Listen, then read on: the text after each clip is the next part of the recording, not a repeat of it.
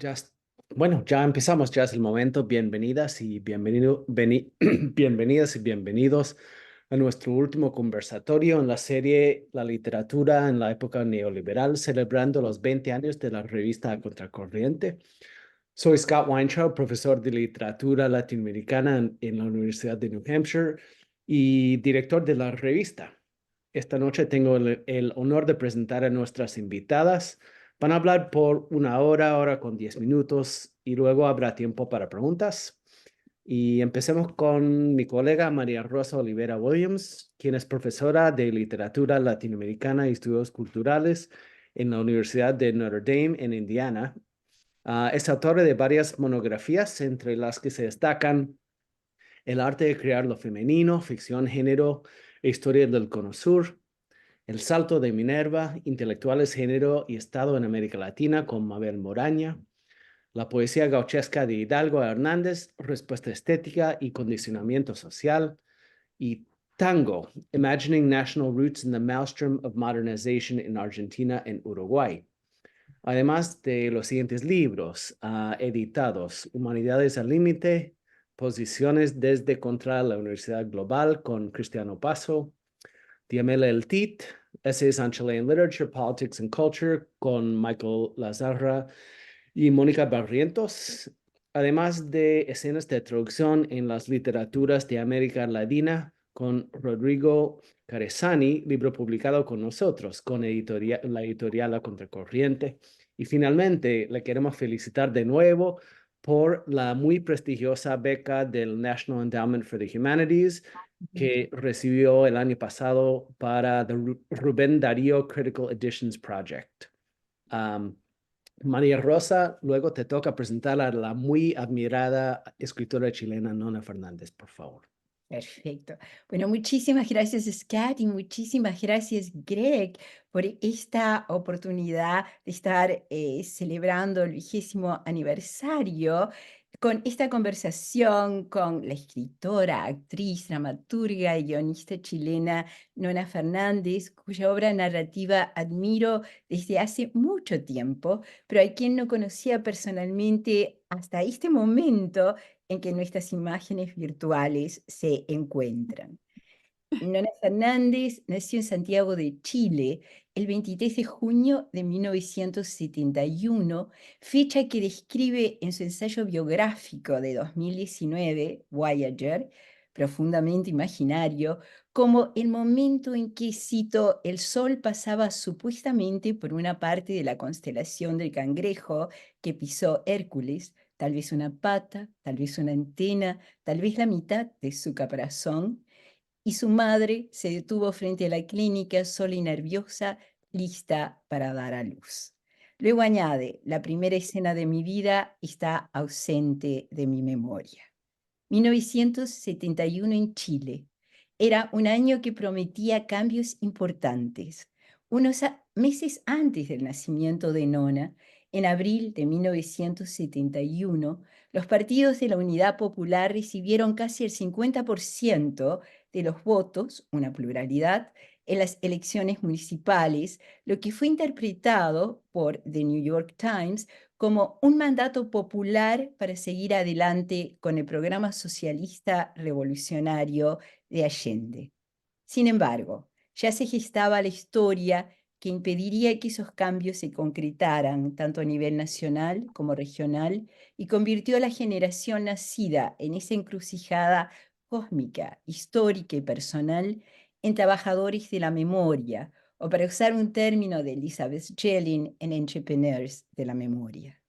Si bien la memoria y literatura son dos caras de la misma moneda, el contexto histórico del Cono Sur en el último tercio del siglo XX, las dictaduras militares, moldeó la producción literaria de tres generaciones. Las narrativas de los años 80 y 90 se centraron en las víctimas del terror de Estado y sus testimonios de tortura, exilio y otras humillaciones, así como reflexiones sobre la ética de la memoria y su relación con la verdad y la justicia. Una segunda etapa, que podría corresponder a finales de la década de 1990 y principios de la de 2000, se centró en el periodo de militancia y luchas revolucionarias que presidió a los regímenes dictatoriales, trabajando más allá de las víctimas hacia una visión histórica ampliada y compleja que pudiera analizar críticamente ciertos temas tabú, como la militancia, de los que no se solía hablar. Una tercera fase, que se solapa con los debates sobre la militancia antes mencionados, corresponde aproximadamente a los últimos 20 años y se centra en las experiencias y memorias de los hijos de, de las dictaduras, tanto los hijos de militantes desaparecidos como los que crecieron durante las dictaduras, pero sin un contacto tan directo con la violencia política. Los temas son diversos: la entrada de la memoria en los contextos cotidianos, el papel de las nuevas tecnologías en la creación y consumo de la memoria, el género en la memoria, la circulación transnacional de la memoria, las formas de conmemoración, los encuentros y desencuentros entre memoria y democracia o entre memoria y derechos humanos, las ventajas y desventajas de trabajar la memoria en clave comparada. En esta tercera etapa encontramos la rica y original narrativa de Nona Fernández, que relee y reescribe el cuerpo escritural de la nación desde espacios marginados, olvidados o borrados, desde sujetos silenciados y abandonados, minorías políticas, étnicas y sexuales, cuyas estrategias de resistencia encuentran en su literatura un lugar que el discurso de la historia oficial les ha negado. La obra de Nona Fernández está constituida hasta el momento por el volumen de cuentos El Cielo 2000, las novelas Mapocho 2002 y en 2020 la edición definitiva de esta novela ganadora del Premio Municipal de Literatura, Avenida 10 de Julio, Huamachuco 2007 y en 2021 la edición definitiva de esta novela ganadora del Premio Municipal de Literatura, Fuensalida 2012, Space Invaders 2013, Chilean Electric 2015, ganadora del Premio Mejores Obras Publicadas del Consejo Nacional del Libro y la Lectura, MOL, en la categoría novela, La Dimensión Desconocida 2016, ganadora del Premio Sor Juana Inés de la Cruz, Preguntas Frecuentes 2020. El ensayo Voyager 2019, las obras de teatro El Taller 2012, ganadora del Premio Altazor y el Premio Juan de Nuez Martín, Liceo de Niñas 2016, ambas obras estrenadas con su compañía La Pieza Oscura. Ha sido traducida al alemán, inglés, francés, italiano, portugués, griego y turco. Mucho más habría que decir para presentar a Nona Fernández, que en 2011 fue seleccionada por la Feria del Libro de Guadalajara como uno de los 25 secretos mejor guardados de la literatura latinoamericana. Por supuesto, ese secreto ya no lo es, y su obra la ha consagrado como una de las autoras más sólidas de nuestro tiempo, premiada por la crítica, objeto de tesis doctorales y leída con avidez por el público. Pero todos estamos aquí para escuchar a Nona Fernández, así que Nona, si me permites, empecemos esta conversación con el lugar de la literatura en el mundo neoliberal desde tu perspectiva. ¿Cuál es la situación de la creación literaria en Chile y más ampliamente en América Latina? ¿Cómo es para las escritoras en particular?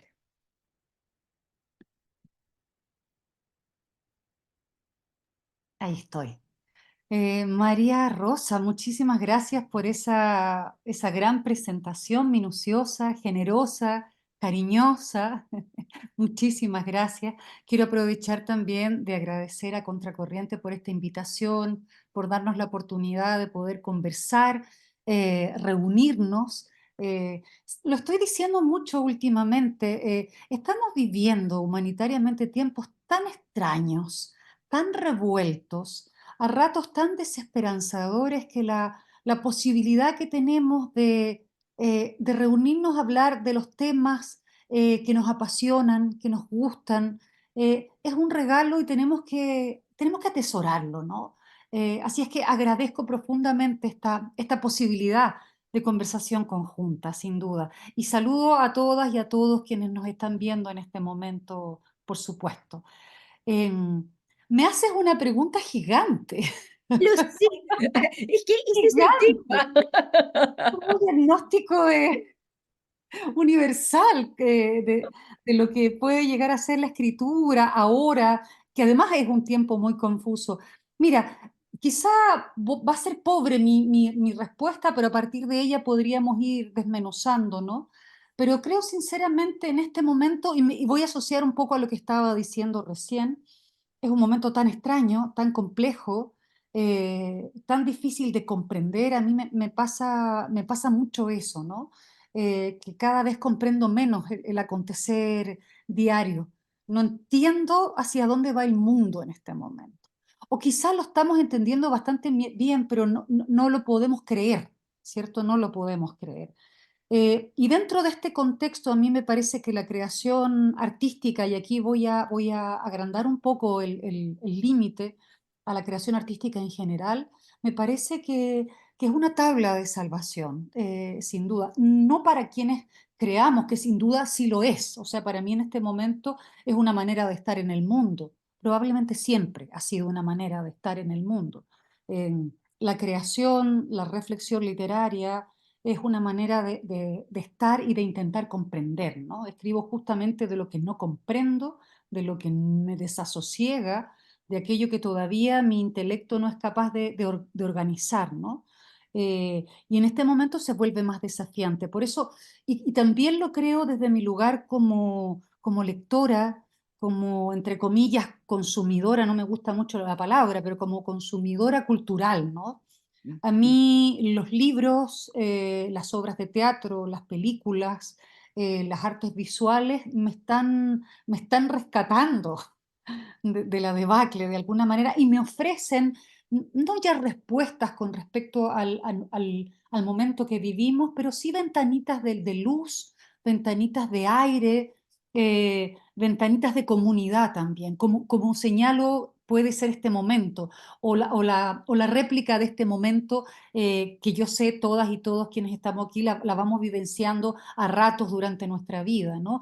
Creo que es un momento, la creación literaria, ya cerrando un poco más, la creación artística es para mí la tabla de salvación en este minuto incierto y complejo que, no, que estamos viviendo como humanidad, que estamos viviendo como humanidad, claro que sí. Perfecto. ¿Cómo hay una movida fuerte cultural en Chile? O sea, tanto en el mundo del espectáculo, que como publicaciones, como presentaciones, hay esos espacios, Mm. en que se puede hablar, se puede tener contacto por medio también de la creación. ¿Cómo lo ves tú? Sí, por supuesto que sí, claro. Bueno, acá en Chile hemos vivido momentos muy efervescentes estos últimos años, ¿no? Tuvimos una revuelta social muy importante que se abrió el año 2019, ¿no? Y eso nos dejó con los ánimos muy, muy encendidos, una revuelta social que se mezcló con la pandemia, todo un proceso constituyente que fracasó, digámoslo así, luego se retomó otro proceso constituyente, entre medio vino la consolidación de un gobierno socialdemócrata, llamámoslo así, o más bien de izquierdas, que en Chile hace un rato no lo teníamos. Entonces, hemos estado arriba, abajo, arriba, al lado, adelante. Nos hemos Claro. estado movilizando mucho, ¿no? Y por supuesto, en este movimiento, eh, la reflexión cultural ha sido y es muy importante, ¿no? Como una manera de intentar tal cual como lo decía recién, comprender un poco el escenario. Cada vez comprendemos menos, pero por lo menos estamos ahí intentando hacerlo. Y claro, existe una gran efervescencia en eso también. Hay una gran producción literaria, teatral, de artes visuales. Yo creo que y eso estoy segura, no es algo que ocurre en Chile solamente, es en esos espacios donde comienza a, a decantar un poco lo que social y políticamente ocurre, ¿no? Eso que a diario es muy difícil de asir, no, no sé si me expreso bien, de comprender, de tomar y de hacerlo. Las artes empiezan a concharlo, a sedimentarlo, para transformarlo en algo y a partir de ese algo poder intentar mirarlo, ¿no? Y esa Claro. discusión yo te diría que está siendo interesante, hemos vivido distintos momentos también en eso, pero creo que hay una comunidad cultural que está muy, muy unida y muy enfocada en eso. Por supuesto, no toda la creación artística está en ese lugar. Hay una gran cantidad de creación que está cooptada por el mercado, eso lo sabemos, en todo el mundo ocurre, ¿no es cierto? Y esa línea bueno, circula en un lugar, en otro lugar, ¿no? Yo estoy hablando de alguna manera de la creación que nos interesa, yo sé que nos interesa a nosotros, ¿no? Que nos remece un poco, que nos va abriendo ventanas, que nos deja ver aquello que en general no se está viendo, ¿no? Porque yo creo que ese tejido es el que la creación normalmente ve. Es todo aquello que empezamos a ver debajo del agua, lo que no está en la apariencia, lo que no está en la vitrina, ¿no? Lo que no enfoca el mercado, lo que no enfocan los medios de comunicación. Esa reflexión es la que se está dando culturalmente y por supuesto es interesante, es lenta, es incierta también, pero es lo más interesante, por lo menos a mí, que me está ocurriendo en este minuto, ¿no? Perfecto, perfecto. Creo que en algún momento dijiste que eras actriz por diversión, narradora por fastidiar, intentando no olvidar lo que no se debe olvidar, Mm. guionista de telenovelas por necesidad, chilena incómoda y a veces rabiosa. Si esta cita es correcta, ¿hay una separación en estas actividades de Nona Fernández o la actriz, la narradora, la guionista y la chilena retroalimentan a la creadora Nona Fernández y cómo? Habría que agregar también el ser hija, nieta, madre, esposa. No, por supuesto. Sí, en algún momento en estas solicitudes que se hacen, creo que fue en el Festival de Guadalajara, en la feria, se me pidió como una breve definición. No hay nada más difícil que definirse, ¿no? Y no hay nada que clausure más a cualquier persona que una definición.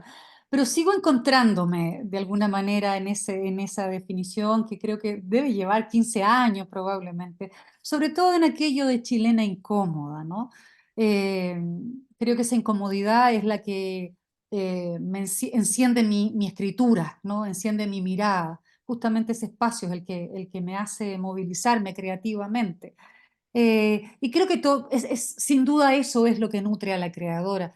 Creo que antes, cuando era más joven, estaba más escindida, ¿no? Estaba más escindida.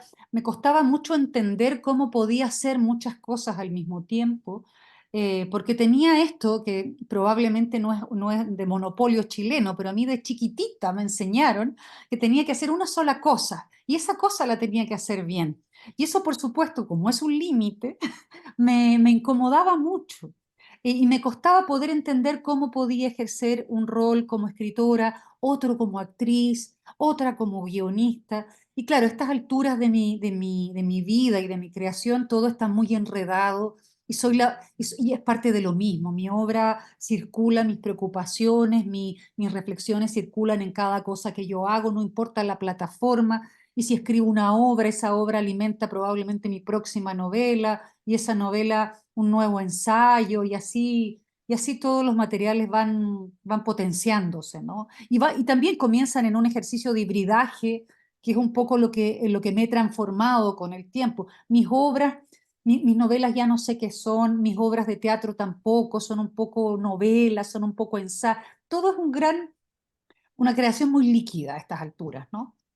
Sí, yo creo que la obra de los grandes escritores constituye un universo con tantos capítulos como libros publicados. Y esto creo que es especialmente cierto en tu caso. Tu universo está constantemente indagando sobre la memoria. Entonces me encantaría que nos hables de tus estrategias discursivas. ¿Cómo y con qué textos literarios entras en diálogo? Mira, entro mucho en diálogo y esto es originalmente por los métodos de investigación con la historia, ¿no? Con los textos históricos. con las crónicas históricas de mi país, con el archivo histórico de mi país. Soy una escritora que está siempre, soy una escritora que trabaja con archivo, no sé trabajar sin archivo. Tengo muy poca imaginación. Si no existe un archivo, yo no voy a saber qué escribir. Necesito esa ancla a la realidad para poder desatar imaginación, para poder desatar creación, pero la realidad para mí es muy importante. Primero fue algo muy orgánico, sin un plan al respecto, y luego se ha ido convirtiendo como una metodología.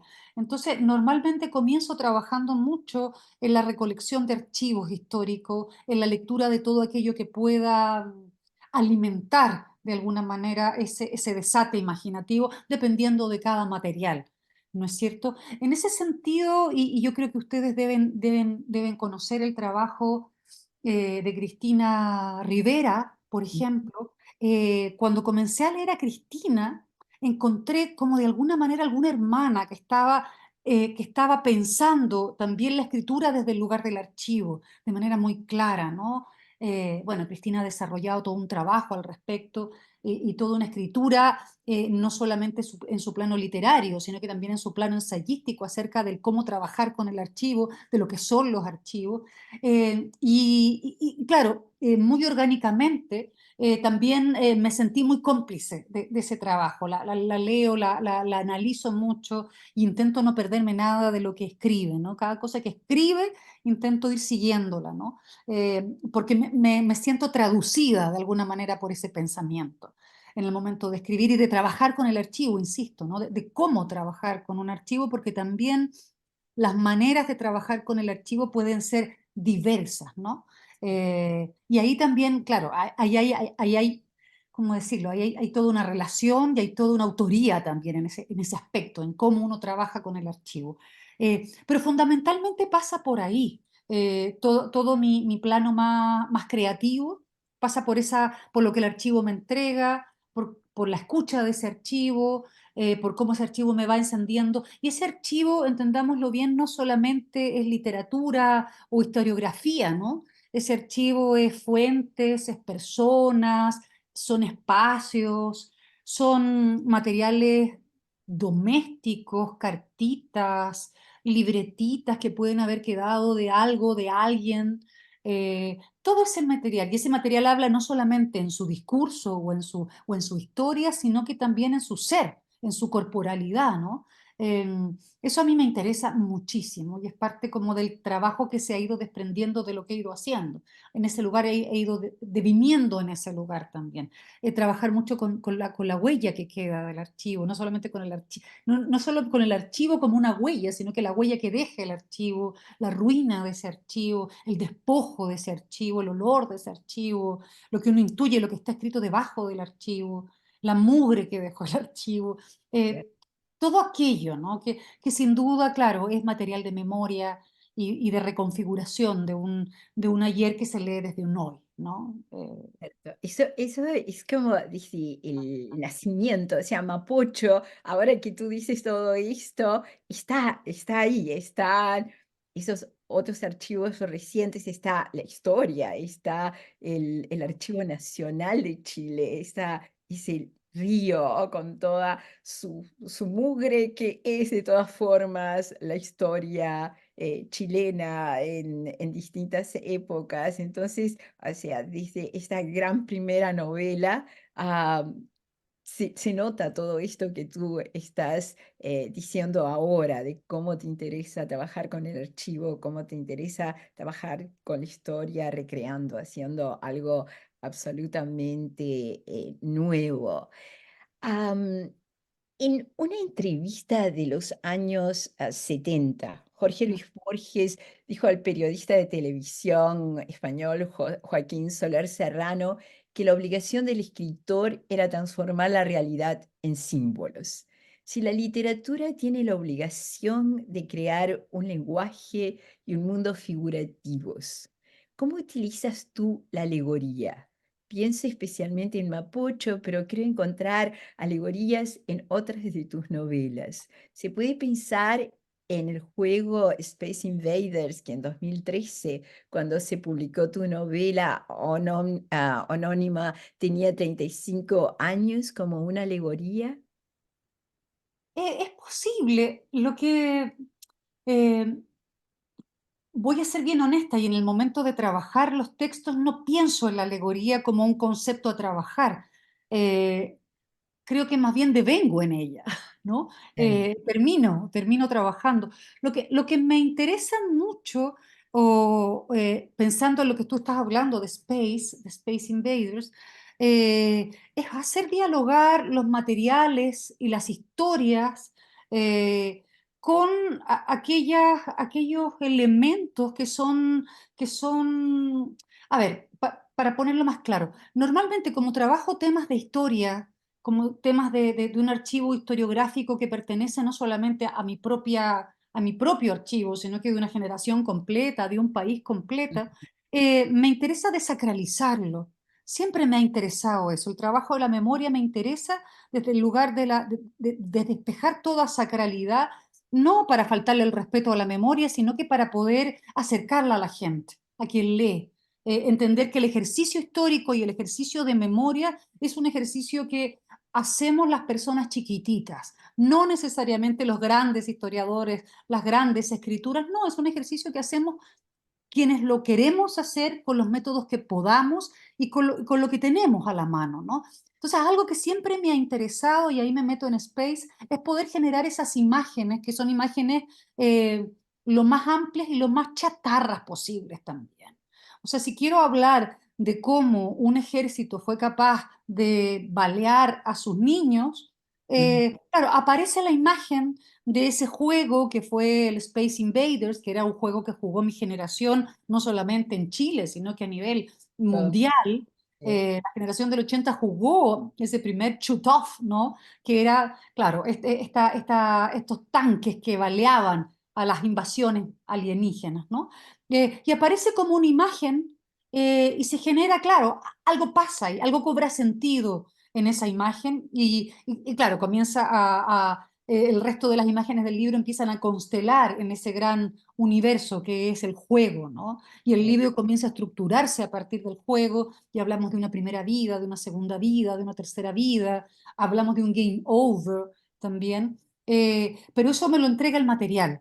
Eso aparece, no lo pienso, y claro, y empiezan a configurarse estas escenas. En el caso de Mapocho, claro, Mapocho yo podría decir que, claro, tiene un lenguaje más alegórico en ese sentido, ¿no? Eh, Esa Rusia y ese indio son dos personajes particulares, pero sabemos que no son personajes reales y concretos, ¿no? En Space Invaders, por ejemplo, claro, esos nombres que circulan del curso, Estrella González es un personaje real, concreto, y quien lee lo entiende, ¿no? Y entiende que esos apellidos pueden ser apellidos de cualquier persona, pero en rigor son personitas. Pero la Rusia y el indio son, claro, son alegorías, ¿no? Fausto es una alegoría, la madre es una alegoría, y eso se construyó originalmente así, de una manera muy natural, sin que yo me hubiese planteado la idea de hacer una gran alegoría. Ocurrió así y seguí ese lenguaje, ¿no? Que fue un lenguaje que por lo menos para ese primer libro, me acomodó mucho, me gustó mucho y me sentí muy libre en él también, ¿no? Sí, es maravilloso lo que dices cuando la versión definitiva, como de todas formas seguía vivo, a pesar del tiempo que había pasado, todo era como si hubiera pasado en ese momento. Es muy lindo. Claro, claro.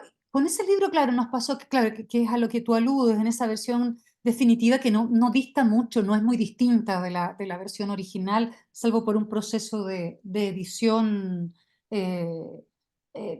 pequeña, ¿no? De palabras, ¿no? De estilo, que nunca tuvo el libro. Eh, pero fue muy remecedor para mí leerlo tanto tiempo después y ver que el libro tenía un nuevo sentido, ¿no?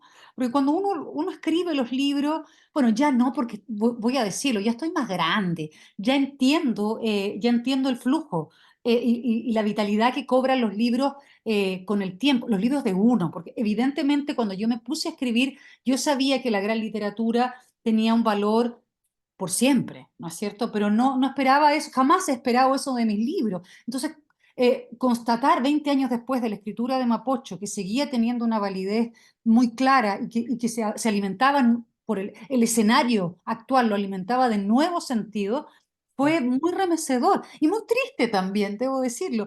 Habría sido muy bonito que el libro ya no tuviera sentido porque todo lo que ahí circulaba ya era parte de un pasado de Chile, Claro. ¿no? Desgraciadamente no es así y estamos, claro, creo que el libro todavía va a tener mucha vigencia, es muy bueno para mí, para el libro, pero no sé si es muy bueno para mi país, ¿no?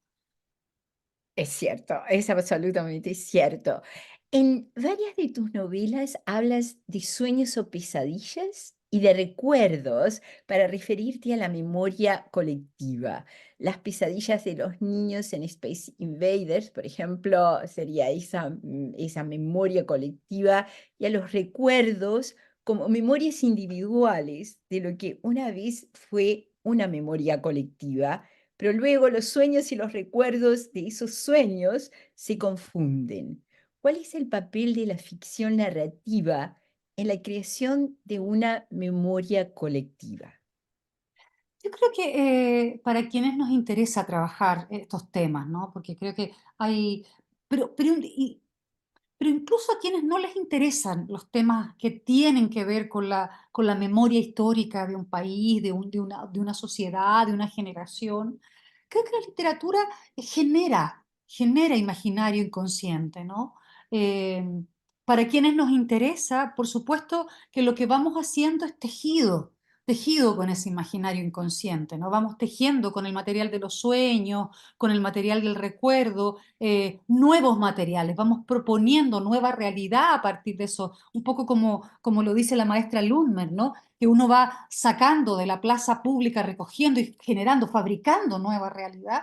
Creo que la literatura con el material de los sueños y del inconsciente y de la memoria genera realidad.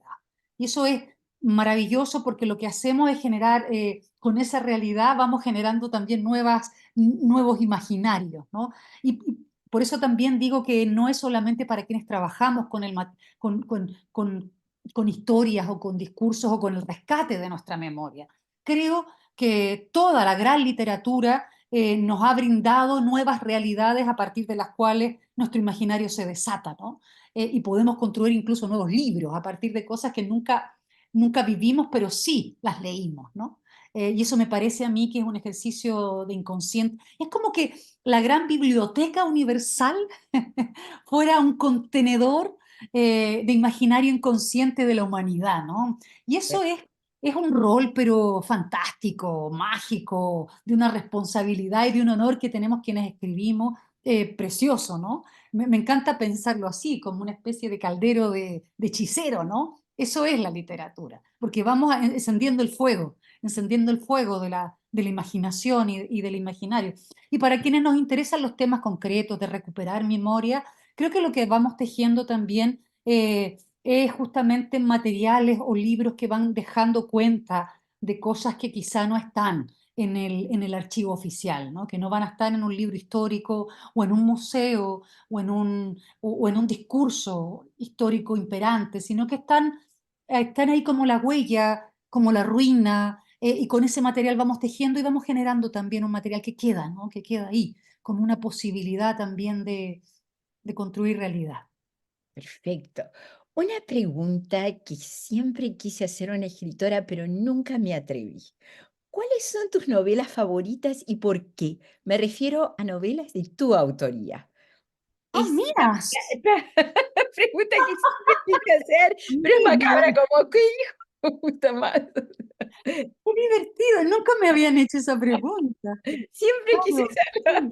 sí. Digo, la otra también es difícil porque uno ha ido acumulando novelas favoritas a lo largo del tiempo y siempre curatoriarlas es muy difícil porque Claro. depende mucho de la persona que uno está haciendo en un momento, ¿no?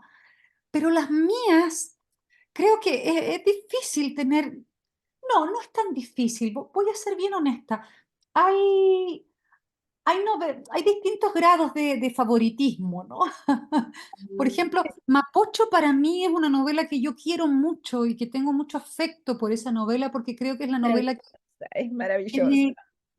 en la que me armé como escritora. Cuando escribí ese libro, la experiencia de escribir ese libro fue la que me dijo, wow, eres una escritora, eres una escritora. Hasta ahora, por supuesto, yo coqueteaba con la escritura, lo tomaba muy en serio, mis talleres literarios, mi libro de cuentos incluso, mis excursiones en antología, pero hasta entonces yo sentía que, como decimos en Chile, que estaba pololeando, estaba flirteando, como en un noviazgo, pero nada tan serio, ¿no?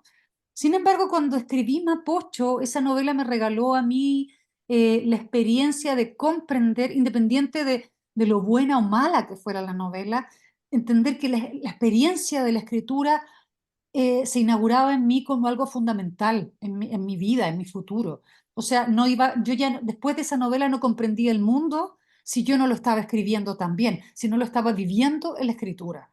Eh, y eso para mí fue como muy inaugural, fue muy inaugural. Después vino, claro, la idea de que el libro fue bien leído, que fue bien comentado, que hizo eco en su momento y que ha seguido haciendo eco, que me ha regalado muchas cosas, Mapocho. Y eso, por supuesto, también le suma, pero creo que lo fundamental en ese libro es mi inauguración como autora, como escritora, ¿no? De yo misma comprenderme como una escritora, porque lo sabemos y sobre todo las mujeres, esto es una experiencia que yo le he conversado con otras escritoras, nos cuesta mucho comprendernos como escritoras. Somos, no sé, somos señoras que hacemos muchas cosas y bueno, también escribimos, ¿no? Es como el momento en que una mujer se declara escritora es un momento especial y para mí lo fue. Esto es una conversación que he tenido mucho con otras compañeras que escriben, ¿no? Lo difícil que es la autodenominación, creernos escritoras. Y para mí Mapocho me regaló eso. Por eso está en una novela muy querida.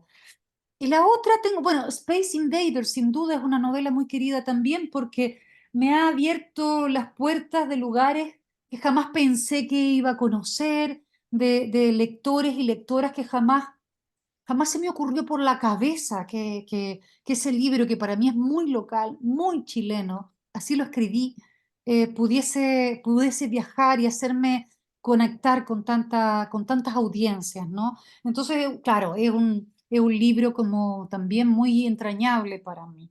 Pero el más favorito del corazón, A ver. corazón, la verdad, y aquí no hay razones, ¿ah? Es puro corazón, puro estómago. Es una novela que no es tan conocida mía, chiquitita también, de estos libros más artefactos, que se llama Chilean Electric, que es un libro también que habla mucho de mi abuela y de mi herencia con de mi herencia con la luz, porque vengo de una familia que instaló la luz eléctrica en Chile, hay que decirlo, y de mi abuela como registradora de la realidad también, que mi abuela era secretaria de un ministerio y se dedicaba con su máquina de escribir, que mira, se las puedo mostrar, incluso la tengo ahí, la máquina de escribir de mi abuela, Ya. que me la regaló, y en esa máquina yo aprendí a escribir, y como que siento que a través de la máquina ella me regaló también esta vocación por registrar ya ni siquiera de elaborar literariamente, registrar, que también yo me siento muy obrera del registro, ¿no? De pronto hay cosas que no las comprendo, pero las registro.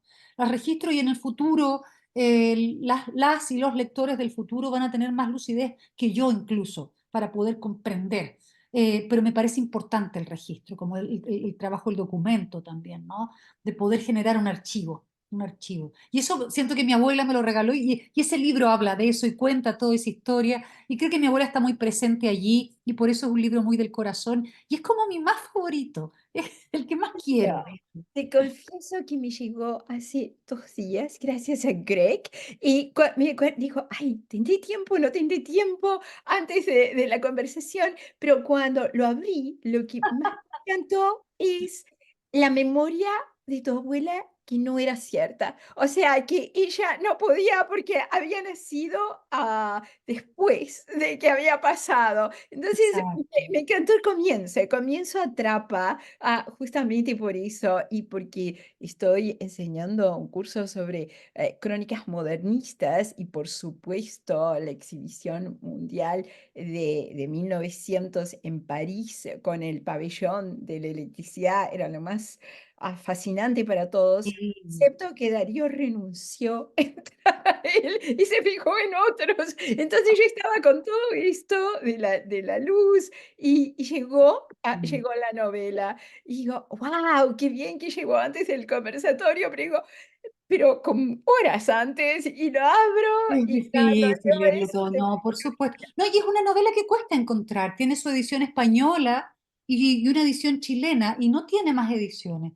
Yo creo que quizá eh, a mí me cuesta entender las lógicas de por qué algunos libros funcionan mejor que otros para las ediciones, pero quizás sean muy, muy chilenas. Pero no sé, en mi lógica yo todo lo que escribo es muy, muy local, eh, pero no pero sé. es muy universal, o sea, por lo que decías de Space Invaders, sí, quizás porque es Invaders, es universal también, entonces, si bien es una historia muy local, hay muchos otros públicos que pueden conectarse con lo que Sí, estás sí, sí. Además, viviendo. creo, lo he ido comprendiendo también con el tiempo, porque, claro, cuando uno comienza a escribir o cuando uno escribe un libro, o por lo menos yo, no puedo hablar por todo el mundo, pero por lo menos yo no estoy pensando en cómo los libros van a leerse en un lugar más allá de mi barrio, ¿no? De mi pequeño mundo, ¿no? No tengo esa mirada, me cuesta mucho tenerla, ¿no?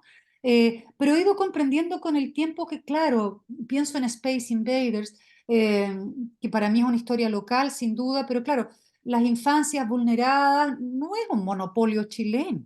Si hablamos de brutalidad y si hablamos de infancia, es algo que todas y todos comprendemos muy bien, ¿no? Cada uno pone el filtro de su propio escenario para leer ese libro que, por otra parte, es lo que hago yo también cada vez que leo un libro que no es chileno, sin duda. Yo pongo mi propio filtro y completo y entiendo, y hay un lenguaje que es el lenguaje humanitario universal que manejamos todas y todos, que nos posibilita a entrar al alma de alguien que no es necesariamente parte de mi barrio y que puede vivir, qué sé yo, al otro lado del mundo, ¿no? Correcto, correcto. Como estamos hablando de tu abuela, entonces, y como de toda tu obra, hay algo que es muy de autoficción, y la contaminación de géneros literarios, de lo que tú me hablaste, de que ya no sabes si tu obra de teatro no es también una especie de novela, o la novela también tiene pasajes increíblemente líricos o dramáticos, o sea, cómo se va contaminando todo.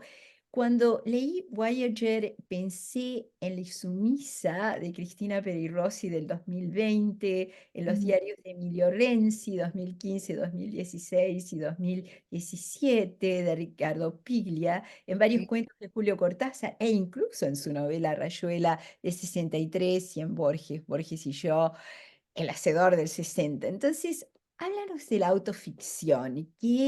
Am, qué, qué posibilidades te abre? ¿Hay limitaciones en esto? ¿Te das cuenta que es una autoficción o no? ¿Ocurre? Háblanos un poquito. Sí, a ver, como lo hemos conversado, para mí la memoria ha sido el tema de trabajo, ¿cierto? Ha sido el tema de trabajo en toda mi obra. Y cuando hablamos de memoria, hablamos de una memoria que es colectiva, ¿cierto? Una memoria que es amplia, que es histórica también, a veces de una memoria oficial. Y hay algo que siempre me ha interesado en ese trabajo, y es que siento que las grandes memorias no están del todo completas y no se filtran con las pequeñas memorias. O sea que de alguna manera, la manera de tener lo más completo, o sea, asumiendo que es imposible tener una memoria real y concreta de nada, ¿no? La memoria es caprichosa, loca, nunca vamos a poder tener un recuerdo, y menos si hablamos de una sociedad o de un país, ¿no? Que se clausure. Está siempre en movimiento, va a estar siempre actualizándose, siempre mirándose, siempre agregando más material. Y creo que siempre me interesó cómo era el cruce de esa gran historia o de esa gran memoria con el cruce de la pequeña memoria, de la chiquitita, de la que vivimos las personas en nuestras casas, ¿no? Y por supuesto ahí aparezco yo como una representante de esas personas chiquititas, ¿no? De lo que pasa de la puerta hacia adentro, ¿no? Si bien en muchas de mis novelas yo narro justamente esas historias domésticas que no son las mías necesariamente, y las cruzo con las grandes historias, también me ocupo yo. Pero cada vez que me ocupo yo, tampoco es que me ocupe tanto, o sea, nunca soy, pero si bien expongo muchas cosas, yo nunca soy tan importante, porque de verdad no me creo muy importante y porque creo que lo menos interesante de mi vida no es muy interesante, pero sí se vuelve interesante en la medida que puedo ser un personaje comodín para poder filtrar la gran historia. Pienso, por ejemplo, hay una novela que es la última como más grande que escribí que se llama La Dimensión Desconocida. En esa novela, claro, trabajo mucho con archivo y voy constituyendo y configurando la historia de un agente de inteligencia chileno que fue el único agente de inteligencia torturador, hay que decirlo, que en un momento medio de la dictadura, él dijo, no puedo más, yo voy a hablar, todo lo que sé yo lo voy a hablar. Ese gesto para mí fue muy interesante y comencé a seguir un poco esa historia. Pero me di cuenta que esa historia caía más en la tierra si yo me ocupaba si yo me ocupaba, digo, si me usaba como un cable a tierra. Porque las historias estas grandes historias de pronto pueden ser muy interesantes, pero también están muy alejadas de nuestra propia realidad en términos que en la vida de la gente chiquitita no estamos secuestrando gente, ni somos grandes héroes, ni no pasan esas cosas, ¿no? Pero pasan otras que pueden hacer referencia y que nos pueden ayudar a comprender esos hechos y a entender cómo nuestra vida ha sido modificada por esos grandes hechos. Y en esa circunstancia donde me interesa ocuparme, ¿no? Y me ocupo en esos ámbitos, porque nadie nunca se entera de mi vida íntima, de mi romance, ni esas cosas yo nunca las pongo, no me parece que sean interesantes. Me pongo como sujeta histórica. Yo creo que más bien tengo que ver en esos ámbitos, ¿no? Como sujeta que también tiene un testimonio de ciertas épocas, de ciertas cosas que depende del material que esté ocupando, lo voy a poner, o de mi propia historia familiar, como por ejemplo lo que estábamos conversando recién sobre mi abuela, o en Space Invaders, que claro, en algún momento la historia que yo narro es una historia completamente real. Estrella González existe, fue una compañera de colegio mía, y de pronto, claro, cuando yo, escritora adulta, comprendo que que hice como un contacto de manera muy lateral con un episodio histórico chileno que fue acá muy rudo, muy tremendo, como fue el caso de Goyados acá en Chile, y que su padre, el padre de mi compañera, era responsable, claro, comencé a investigar esa línea y a ver qué pasaba. Y claro, y en el fondo es la historia de ese caso, pero es la historia de cómo fuimos educadas también, no solamente yo, sino yo ocupo mis recuerdos, claro, mis propios recuerdos y los de mi propia generación escolar, ¿no? Entonces, más bien siento que más que me ocupo más, y siempre que me ocupo no tengo un lugar muy protagónico, la historia siempre pasa por otro lugar y yo sirvo como de lente para filtrar, para hacer cable a tierra, para hacer como de comodín también con quien lee, como que soy parte del universo de la gente chica, chiquitita, me gusta pensarme así, más cercana a quien lee que a los protagonistas de los libros, ¿no? Nona, te tengo que confesar algo. Yo soy cronofóbica y quiere decir que no tengo idea del tiempo que pasa. Es terrible.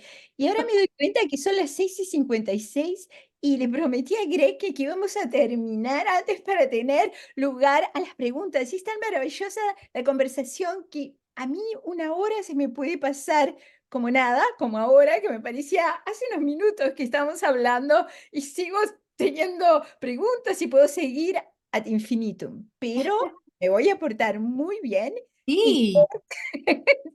Puedes entrar con preguntas que posiblemente el público que nos está escuchando tenga. Ah, ¿es Greg? ¿O cómo? ¿Quién se ocupó? ¿Scat? No, Greg. Sí, Así. ahí está Greg. Sí, decía que podemos, o sea, tenemos unos minutos más, unos 10 minutos más, y ahí ¿Tenemos? podemos pasar a las preguntas, si se le parece. ¿Sí? Perfecto. Perfecto, Sí. sí, Bueno, magnífico. Bueno, mira, desaparezco ahora. ok. La otra pregunta que tenía era, si tuvieras que compilar un corpus de ficción narrativa de mujeres latinoamericanas que empezaron a publicar en el año 2000, ¿a quiénes incluirías? ¿Crees En que el hay año un 2000. nuevo boom de la narrativa, ay, perdón, de la narrativa latinoamericana, esta vez con una fuerte presencia de escritoras? O sea, como gente que empieza a publicar más o menos la gente de tu generación o nueva generación. ¿Qué te parece? ¿Cómo es la escritura de ficción latinoamericana hecha por mujeres en el nuevo milenio?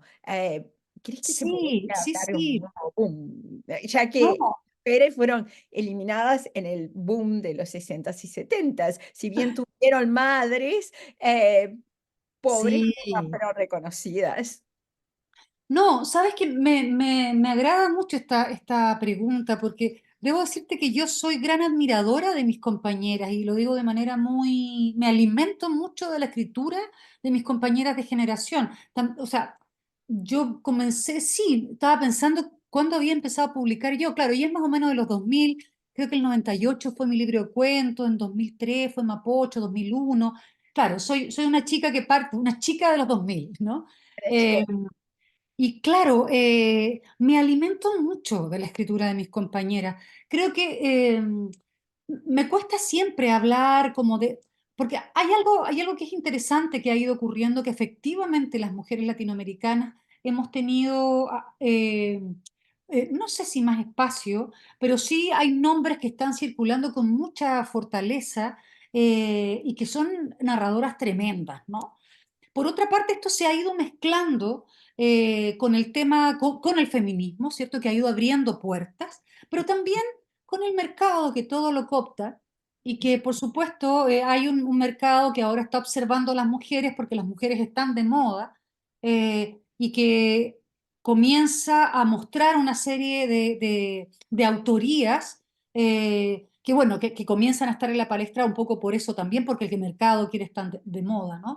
Eh, entonces, no quiero, digo, tengo grandes compañeras, pero con esto no quiero decir que las demandas de las autoras todavía no estén súper presentes y que tenemos que seguir trabajando al respecto también, por democratizar un poco el mundo editorial y el mundo de la escritura, ¿no? Eso quería decirlo como cosa primera, porque efectivamente hay grandes mujeres escribiendo, hay más tribuna, se nos está observando más, por supuesto que más, hay mucha injusticia con las generaciones anteriores.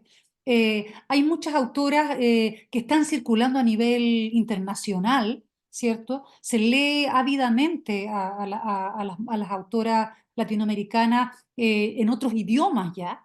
Eh, pero con esto quiero decir que no hemos solucionado el problema de la democratización de la escritura ni tampoco de la edición. Eh, Independiente de eso, claro, o sea, yo tengo compañeras y que yo ahora las veo que están en sus momentos más maravillosos de escritura. Bueno, pensemos en la Mariana, ¿cierto? Que ahora es nuestra diva, es nuestra diva internacional. Claro, cuando yo comencé a leer los primeros cuentos de la Mariana, yo enloquecí, me encantó el trabajo que hacía, cómo generaba el género, cómo mezclaba el género con la política, ¿cierto? Cómo íbamos cruzando aquello y iba haciendo un relato político y social de la Argentina de las últimas épocas desde el género.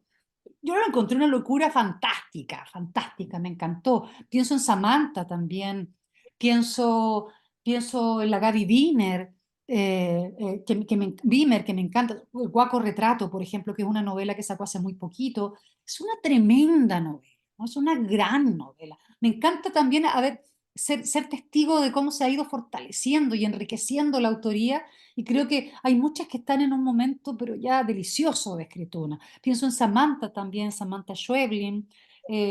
Bueno, mencionaba a Cristina Rivera, bueno, Cristina, el último texto grande, el de Liliana, es un librazo, ¿no? Y yo que he estado leyendo a Cristina desde hace mucho, de pronto me topo con la autobiografía del algodón y con el último verano de Liliana, y es que, claro, están en su momento y quiero que rápido vengan las próximas lecturas, ¿no? Voy a hablar desde Chile, por supuesto, también. Perdón, la Mónica Ojeda también, que se me viene ahora, que sacó su último libro hace poquito. La Gaby Cabezón también, la Gabriela Cabezón, desde Argentina, que acaba también de ser premiada, la Fernanda Trías desde Uruguay, la Selva Almada también, si pienso en Argentina. Desde Chile pienso en la Lina Meruane, mi compañera, gran amiga, la Lina, la Alejandra Costamaña también, compañeras de generación, la Andrea Jeftanovich también. Pienso en la Alia Trabuco, que la Alia es más chica, es como, yo diría que la Alia es como nuestra hermana chica, pero es como una vieja chica, porque es muy talentosa. O sea, yo quisiera tener el talento y la lucidez de la Alia. Es una gran escritora chilena, tiene un texto, yo no sé, que se llama Las homicidas. Para mí es como uno de los mejores libros de la Alia, sin duda. Pero bueno, es una tremenda generación, es una tremenda generación. Y no es producto, y es una generación que no es producto del mercado. O sea, el mercado nos ha dado la posibilidad de visibilizarnos. Pero las mujeres están escribiendo y están escribiendo muy bien desde hace muchos años, probablemente desde hace siglos. Nosotros hemos tenido el privilegio de tener la tribuna y de vivir un momento donde se nos está observando. Y pienso también en cuántas compañeras, bueno, cuando uno nombra a alguien, deja de nombrar a otras, ¿no? Cuando algo se edita, algo no se está editando también. Creo que hay mucha escritura todavía que publicar y que investigar al respecto. Pero claro, es una gran generación, es una gran generación. Es cierto, es como un momento maravilloso que llevó muchísimo tiempo, pero que está dando unos frutos absolutamente increíbles. Un- Sí, sí, sí. De hecho, no había mencionado a México, ahora he estado leyendo Era lo que te iba a preguntar, ¿qué te parece? Jasmina Barrera, por ejemplo, que la estoy leyendo ahora, la Jasmina, es más chica, la Jasmina, es un poco como la Alia, como que están en esa generación. También una escritura muy interesante, la Guadalupe Nettel también. La Guadalupe es como ya es más como nosotras, ¿no? Es como de nuestra generación, quizá un poco más joven. Pero no, es un gran momento. Y lo que a mí insisto en lo que te decía antes, me ha sido muy bonito ver cómo esas autorías se han ido construyendo y están en un gran momento. Este es un gran momento, ¿no? Bueno, y hay que ver qué viene también. Hay que ver qué viene. Cierto, hubo no sé, porque la nombraste, en el caso de Samantha, que se formó afuera, volvió, o sea, ¿los viajes importaron o no? ¿O es una generación que pudo construir su corpus dentro de sus respectivos países, o la experiencia de viajar funcionó, o qué te parece? Mira, yo creo que evidentemente cuando una autora se instala en España o se instala en Europa o se instala en Nueva York, eh, no voy a decir es más fácil, pero se localiza más fácil, ¿no? Es más complejo para quienes estamos siempre publicando desde el sur. Es más complejo. Yo diría, no quisiera quitarle importancia al hecho de esas escrituras que han estado desarrollándose. Por supuesto, siempre pienso, por ejemplo, en la Lina, que estaba instalada en Nueva York hace mucho tiempo. La Lina siempre está dialogando con Chile, su escritura es profundamente chilena, sin duda que sí, ¿no?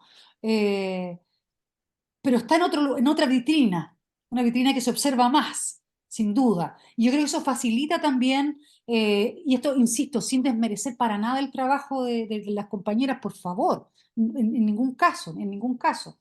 Ojalá yo me hubiera atrevido a irme, pero no lo hice. Tengo como un compromiso aquí con este pedazo de tierra que me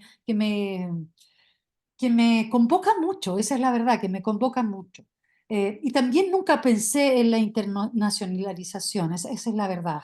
Esto es algo que para mí ha sido un regalo y algo que mi obra me ha ido dando sin que yo lo haya planificado nunca. Yo creo que, yo creo que todas pensamos un poco así, se nos ha ido dando solo el trabajo, ¿no? O sea, o esta vitrina más internacional. Pero creo que, claro, también creo que Colombia y México también son dos polos culturales que también son más efervescentes. O sea, yo les digo desde Santiago de Chile, no es lo mismo estar en el DF, no es lo mismo estar en Madrid, no es lo mismo estar en Nueva York que estar en Santiago de Chile y generar una obra desde Santiago de Chile o desde Buenos Aires. Miren, ni siquiera, yo creo que Buenos Aires sin duda también es una capital cultural más efervescente.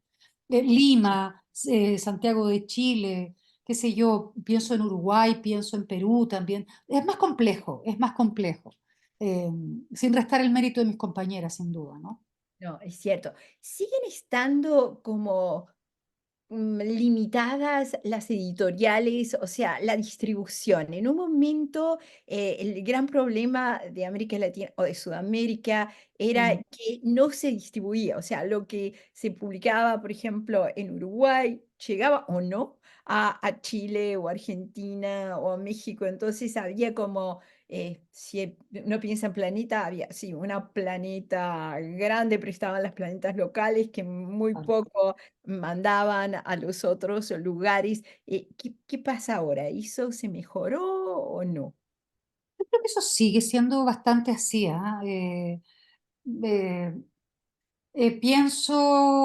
Creo que se ha sacudido un poco. Creo que las grandes editoriales, estoy pensando que sí, o sea, diciéndolo con su nombre, digamos, todavía estamos muy colonizadas en ese aspecto, ¿no? Dependemos mucho de España para poder leernos entre nosotras. Claro, gracias a las editoriales independientes esos límites se han borroneado mucho y las editoriales independientes claro, a partir de ellas nosotros tenemos un registro mucho más amplio de lo que es la literatura latinoamericana. Normalmente conocemos a las grandes autoras por las editoriales independientes y luego, porque ya se han hecho un público acá, es que llegan los libros que están en España al respecto, ¿no? Entonces, claro, sigue siendo un gran problema ese. Y lo que pasa, claro, yo también me siento muy privilegiada porque como tengo la oportunidad de viajar bastante por el tema literario, voy transfugando libros. Entonces me traigo libros que aquí no están, pero muchas veces me pasa que conozco a grandes autoras, a grandes autores, que sé que funcionarían perfectamente acá en Chile y no los mandan, o mandan ¿Cierto? 10 libros, ¿no? Yo te digo, por ejemplo, en el caso de Cristina Rivera, que es una, o sea, sabemos el monstruo que es Cristina. Cristina se está leyendo en Chile los últimos 2 años y los libros de Cristina aquí no estaban, incluso los libros de Random, que son los que podrían estar acá, no estaban. No está, ahora están, ahora yo te digo, ahora está más presente, pero costó mucho que llegara. Insisto, los últimos 3 años es un hombre que está aquí. Eh, es complejo. Ahora último, acabo de leer un libro de un autor uruguayo que se llama Diego Recoba. Un libro buenísimo. No me preguntes el nombre porque yo todo lo olvido. Todo lo olvido. Pese a que escribo de la memoria, todo lo olvido. Por O eso. por eso, ay, No. Perfecto. Pero su nombre es Diego Recoba. El último, es la primera novela, la sacó por Random House. Me tocó leerla porque escribió en Blur. Y el libro está buenísimo, pero el libro no está aquí. No está aquí. Y yo digo, pero traigan el libro, hagan la apuesta. ¿Qué cuesta? No sé. claro, claro. Ahora sí, tengo que portarme absolutamente bien. Son las 7:10, Greg. Nunca fui en mi vida tan puntual para esto como ahora, así que puedes comenzar con las preguntas del público. Muy bien. Sí, no sé qué pasó, pero me salió lo gringo de repente. Bueno, hay una pregunta de Ellen Etterby, que es una ex estudiante de nuestro programa que está haciendo el doctorado en la Universidad de Carolina del Norte. Y dice, muchas gracias por esta oportunidad de interactuar. Mi primera pregunta es sobre el estado actual de la memoria en Chile. ¿Cómo ve la experiencia de las nuevas generaciones de chilenos con la memoria histórica de la dictadura? En Voyager menciona la escuela de su hijo y su intento de censurar su discurso. ¿Cuáles son los otros modos de censura en la sociedad chilena actual? Como que se me cayó un momento Ah, el Zoom eh, sí, y repito. escuché el final de la eh, pregunta. sí, ¿cómo ve la experiencia de las nuevas generaciones de chilenos con la memoria histórica de la dictadura? En Voyager menciona la escuela de su hijo y su intento de censurar su discurso. ¿Cuáles son los otros modos de censura en la sociedad chilena actual?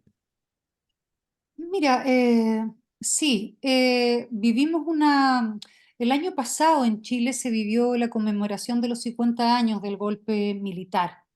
Eh, Pensábamos que íbamos a tener una conmemoración importante 50 años después, con un gobierno también de izquierdas en Chile, que iba a ser un momento importante, de alguna manera, un signo para el mundo, ¿no? Sin embargo, tenemos una sociedad muy conservadora, que está como casi el mundo completo, que se está movilizando hacia un lugar muy reaccionario, muy conservador, muy fascista, debo decirlo también. La conmemoración fue compleja, y retrocedimos muchísimo en los discursos, al punto que estábamos teniendo que justificar, o sea, teniendo que defender la idea de que un golpe militar no es algo bueno para ninguna democracia, porque la mitad del país considera que el golpe militar chileno está completamente justificado y que está bien que se haya hecho, ¿no? Eso yo les digo, hace 10 años atrás, en la conmemoración de los 40 años, era algo que ya se había discutido y ya dábamos todos, izquierdas y derechas, por saldado, que un golpe militar era insostenible en cualquier democracia del mundo. Bueno, ahora retrocedimos a eso. Entonces, eh, no existen censuras explícitas con respecto a las cosas.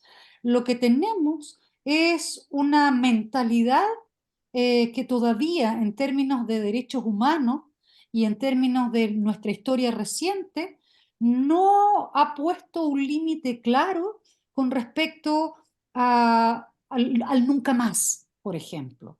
Entonces, para no generar complicaciones en los espacios más institucionales, no se habla de los temas. No es que exista una ley o que si tú vas a decir algo, alguien te va a tomar detenido. No, eso no va a pasar. Estamos en una democracia. Pero acá en Chile vivimos una transición a la democracia, que fue una transición pactada con los militares. Y esa transición, yo diría que las lógicas de esa transición, que duró mucho tiempo, quedaron muy incorporadas en la sociedad chilena. Y esas lógicas son las lógicas del no entrar en el conflicto y del no nombrar las cosas por su nombre y el no decir que no puede existir un golpe militar, que Pinochet fue un asesino, que hubo una dictadura cívico-militar, que se asesinó gente. Esas cosas es mejor no hablarlas porque vamos a entrar en conflicto. Eso a nivel como, por supuesto, yo en mi casa, no, digo en cosas más institucionales, en los canales de televisión todavía, en los espacios como en el colegio, que es lo que yo cuento en el, en el ensayo Voyager. Pero esas son las censuras, es más complejo porque están en el ADN de la sociedad chilena, la idea de no entrar en conflicto y de no hablar de ciertas cosas. Eh, pero no existe una censura explícita, ¿se entiende? Eso no va a ocurrir, eso no es así. O sea, nadie sufre de tensiones ni nada al respecto, pero sí está muy incorporado y eso va generando una realidad. Porque cuando tú no mencionas las cosas, cuando tú no dices no deben haber golpes militares, eso queda en un espacio tal que las nuevas generaciones no lo tienen claro. Piensan que, bueno, si hubo un golpe militar, bueno, a lo mejor estaría bien que hubiese otro, porque nadie nunca dice que no debe existir. ¿Se entiende? Mm, sí.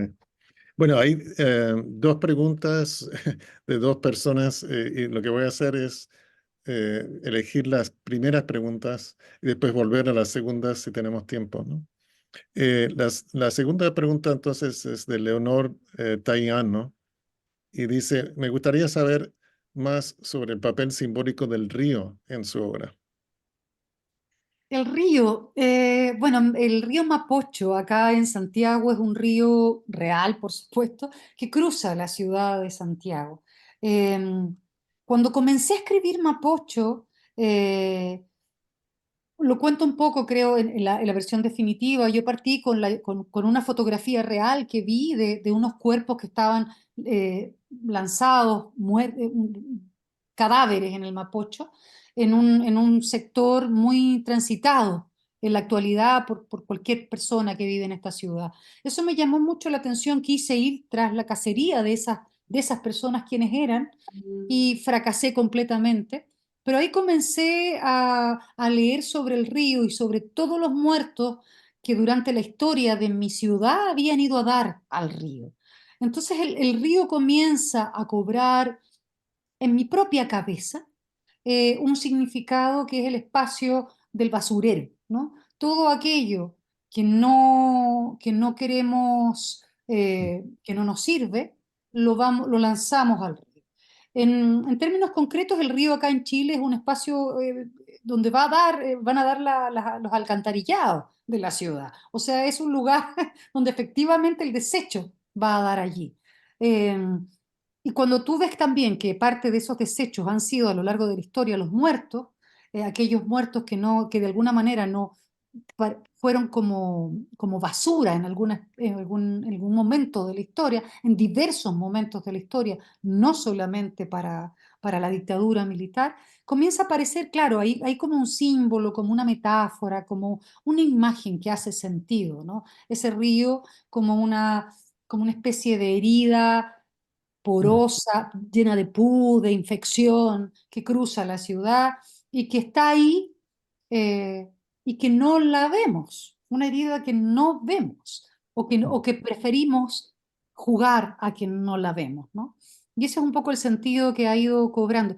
Ahora, 20 años después de haber escrito el libro, claro, el río Mapocho ahora, porque además el río durante mucho tiempo fue un río con mucho caudal, muy rabioso, se desbordaba todos los inviernos. Ahora es apenas un riachuelo muy pequeño, eh, que no, por el cual en los veranos se seca completamente.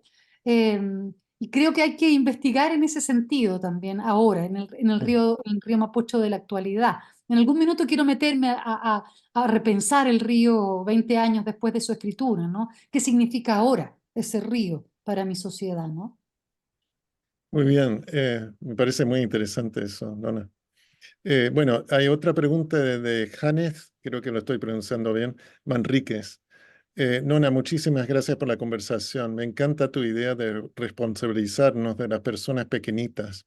Es algo que noto mucho en la escritura de mujeres, tanto en la literatura como en el cine. ¿Te parece que esta tendencia se vea influenciada por la experiencia de género y pueda ser una manera de desistir al mercado, a las narraditas modernas neoliberales? Eh, Mira, no lo había pensado como una estrategia que estuviese incorporada en la escritura hecha por mujeres. Honestamente no lo había pensado. Quizá lo tendría que pensar, o quizá ustedes tienen que pensar más que yo. Eh, pero sí lo he pensado desde el lugar, desde el otro aspecto de la pregunta, y que creo que, claro, a mí me parece tremendamente importante apropiarnos de nuestras historias, ¿no? Que las historias, las grandes historias, las historias de nuestras sociedades, que están siempre clausuradas por quienes las han contado, que lo sabemos, siempre son los vencedores, lo tenemos claro desde ese lugar. eh, Esas historias nos pertenecen aunque no hayamos sido les protagonistas de esas historias, nos pertenecen porque son las historias a partir de las cuales nuestras realidades circulan. Eh, si lo pongo en relación a la dictadura chilena, que es lo que a mí me atañe, lo pongo como un ejemplo, claro, ¿por qué yo sigo indagando en esa gran historia? Es porque mi realidad constante, diaria, todavía está muy anclada a ese espacio histórico, ¿no? Y tenemos mucho que investigar en ese espacio histórico para poder comprender lo que está ocurriendo ahora. una cosa muy sencilla para que ustedes me entiendan. Nosotras seguimos con la Constitución redactada por el gobierno militar, por Pinochet. Por lo tanto, la sociedad chilena se levanta y se acuesta todos los días reglada por la Constitución de la dictadura. Es así de presente. Por eso es esta obsesión también por seguir indagando en esa historia, ¿no? Pero esta que es mi historia, es la historia de cada ciudadana y ciudadano del mundo. Lo que ha ocurrido en su sociedad es el resultado, o sea, es el porqué de su acontecer diario.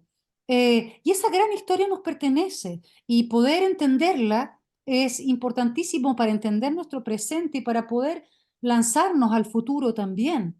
Y esa es una responsabilidad que no le corresponde solo al mundo político o al mundo institucional o al mundo de la historia, ¿no? Nos corresponde a cada una y a cada uno desde el lugar que ejercemos.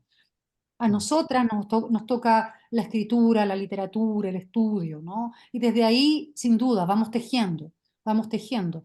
Pero cada una y cada uno tiene un lugar. La gente chiquitita siempre tiene un lugar, lo sabemos, ocupamos un lugar en el mundo. Nuestro cuerpo tiene una densidad y nuestro cerebro también. Y es ese lugar el que lo tenemos que hacer validar también. Siempre nos hacen creer que las historias están que el ejercicio de la historia, incluso la historia actual, siempre pasa muy lejos de nosotras, que no tenemos nada que decir, que no tenemos nada que cambiar. Y bueno, y es muy cierto. Pero yo no pierdo la esperanza, no pierdo la esperanza de que a lo mejor logramos en algún momento como personas chiquititas ejercer cambios. Los microcambios van ejerciendo también cambios, ¿no? El cambio de pensamiento, el cambio que genera la letra, lo sabemos, es tremendamente importante. Muy bien. Y hay una pregunta de Federica de Filippi. Dice, hola Nona, saludos desde Mendoza, Argentina. Actualmente estoy trabajando en la conformación de identidad de generaciones de postdictadura a través del humor, la parodia y la ironía. Pensando en tu obra Fuensálida, ¿cómo crees que este tipo de recursos afectan esa búsqueda o pelea por el sentido en la conformación de la memoria? Mm. Federica, primero que nada un abrazo. Estamos como tan cerca y acá por lo menos estamos siempre pensando y observando todo lo que está pasando allá en Argentina, eh, Mm. que es lamentable, pero son ciclos históricos. Esto no es el final de nada. Un gran abrazo, no solamente a ti, bueno, a María Rosa y a todas y a todos y a todas quienes nos miran o nos están escuchando y son de allá. Eh, el humor, ¿por qué el humor? Eh, Estaba hablándoles recién de la idea de apropiarnos, ¿no? De apropiarnos de las historias, de apropiarnos de la memoria, de apropiarnos de los grandes relatos. Creo que una manera de apropiarnos no es solamente desacralizarlas sin faltarles el respeto, sino que desacralizarlas, sino que también el humor ayuda mucho. Eh, Voy a contar mi propia experiencia como lectora y como, vuelvo a ocupar la palabra consumidora porque no se me ocurre otra, de productos culturales que tienen que ver con el tema de la memoria. Y algo que a mí me pasó mucho cuando era más chica y empecé a escribir y a investigar estos temas, es que de pronto había tanta solemnidad en lo que se escribía que me costaba entrar. Podía comprender lo que me estaban diciendo con mi cabeza, pero no podía comprenderlo con mi cuerpo, con mi sensorialidad, con mi corazón, con mi estómago. Sentía que necesitaba de otras cosas, de otras herramientas para poder entrar en esas historias y vivirlas yo. Y ahí comienzan a aparecer estrategias como el humor, empiezan a aparecer estrategias como indagar en universos o en imaginarios chatarra, como el Space Invaders, como en el caso de Fuensalida, las películas de artes marciales que por lo menos en esa época de los 70 circulaban mucho en América Latina, Jackie Chan, qué sé yo, Kung Fu, y eran parte también de un imaginario muy cercano al de los agentes de inteligencia, ¿no? Que eran todos muy karatecas, muy de artes marciales. Esa banalidad, esa estupidez, esa tontera también, porque hay que decirlo, hay algo que a mí también me ha dado vuelta cuando he estudiado, cuando he investigado temas de memoria, y sobre todo en la línea de la maldad. La maldad que circundó y que probablemente sigue circundando América Latina está muy relacionada con la tontera, está muy relacionada con la chabacanería, con la tontera. Y creo que eso es muy interesante de observarlo también. Durante mucho tiempo nos han hecho creer, y quizá también es una manera de mirarlo, que la maldad es brillante. Y yo la verdad creo que no, que es pura tontera, falta de empatía, falta de recursos humanos, y eso no es más que tontera. Creo que la inteligencia de verdad está muy asociada a la empatía y al humor y a la manera de poder comprender el ser humano. Y creo que la gente mala es muy tonta en ese sentido. Y en ese sentido, claro, cuando aparece Fuensalida y ciertas estrategias que circulan en ese libro tienen que ver con eso, con la chacabacanería, de la maldad, la tontera de la maldad, la ridiculez de la maldad y todas esas cosas, ¿no? Que uno también empieza a entender a esas personas como gente muy banal, muy bruta, muy pequeña. No chiquitita, la gente chiquitita estamos en otro lugar. Gente pequeña, de mentalidad muy pequeña. Bueno, supongo que una última pregunta y ahí cerramos. Es sobre la influencia de la madre en la creación o la transmisión de la memoria. ¿Cuál es la Eh, función de la sí, madre? yo creo que en mi trabajo hay dos razones bien claras al respecto. Una tiene que ver con mi biografía. Soy hija de una gran madre. Me debo mucho a ella y una mamá también bien particular, porque fue una madre soltera, muy fuera de los modelos, ¿no? Eh, y también en algún momento comienza a ser importante su presencia en mi escritura o lo que irradia su presencia en su escritura, porque me empieza a parecerme importante, así como, como soy una escritora que le gusta relevar a mis antecesoras y observar el trabajo de mis antecesoras y hablar mucho sobre las mujeres que escribieron antes que yo y observarlas y leerlas y nutrirme de ellas.